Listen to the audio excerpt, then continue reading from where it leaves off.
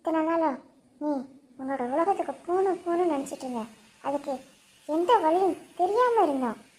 என்னோட நெசமாயோட ஆன்மா இத்தனை நாள் எங்கே இருக்கு நமக்கு தெரியாமல் இருந்துச்சு. இப்போ நமக்கு ஒரு துப்பு கிடச்சிருக்கு. இந்த நேரத்தில் போய் நீ தைரியத்தை இழந்தேன்னா எப்படி நம்மளால் ஜெயிக்க முடியும்? நீயும் இந்த போட்டியில் வெற்றி அடைஞ்சு உன்னோட உலகத்துக்கு போகணும். என்னோட நெசமயமும் என்கிட்ட வந்து சேரணும். இது எல்லாமே நடக்குது உன் கையில் தான் இருக்கு. நாங்கள் எல்லாருமே உன் கூட தான் இருப்போம். உனக்கு உறுதுணையாக தான் நிற்போம். சிஸ்டர், நீங்களா எனக்கு இவ்வளோ நம்பிக்கை கொடுக்குற மாதிரி பேசுகிறீங்க? இத்தனை நாளும் நீங்கள் என்னை திட்டுறக்க மட்டும் தான் வாய் திறந்தீங்க, என்கிட்ட எரிஞ்சு விழுந்தீங்க.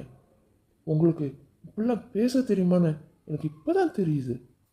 என்ன விக்ரம், சிஸ்னா என்ன?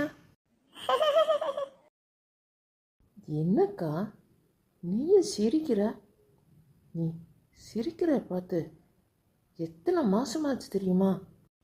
எப்பா மாறா, அதுக்கு பேர் சிஸ் இல்லை, சிஸ்டர்.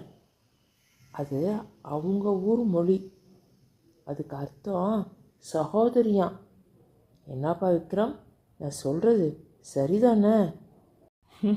ஆமாம், அதுக்கு அர்த்தம் சகோதரி தான். இவங்க ஊர் மொழிலாம் நீங்கள் நல்லாவே கற்று வச்சுருக்கீங்களே. அப்படிதான் நீ வந்த பஸ்ஸில் பேசி எங்கள் கழுத்தை அறுத்தான். இப்போ உங்களுக்கு கொஞ்சம் கொஞ்சம் புரியுது. எப்பா விக்ரம், எனக்கும் உன்னோட மொழியை கற்றுக் கொடுத்தா நல்லா இருக்கும்னு நினைக்கிறேன். இங்கே பாரு மாறா, உனக்கு கற்றுக் கொடுத்தா விக்ரம் என்னைக்கு அவன் உலகத்துக்கு போகிறது? நம்ம நெசமாயம் என்னைக்கு கண்டுபிடிக்கிறது? ஐயோ வேணா, மொழியை கற்றுக்கணுன்றா. நமக்கு இப்போ தேவையில்லாம் இந்த விக்ரம் போட்டியில் ஜெயிக்கணும். அதுக்கு தான் நான் கவனத்தை செலுத்த சொல்லணும். அட, அந்த மொழியை கற்றுக்கிட்டு நீ என்ன பண்ண போகிற மாறா? இப்போ நடக்கிறத பார்ப்போம். கவலை விடு மாறா, நான் தான் இருக்கேன்ல, நான் உனக்கு கற்றுக் கொடுக்குறேன். ஐயோ, உங்ககிட்ட நான் மொழியை கற்றுக்கிறாமே இருக்கலாம். ஆளை விடுங்க. சரி, நம்ம இப்போ போட்டிக்கு ரெடி ஆகும். அதில் நம்ம கவனத்தை செலுத்தணும்.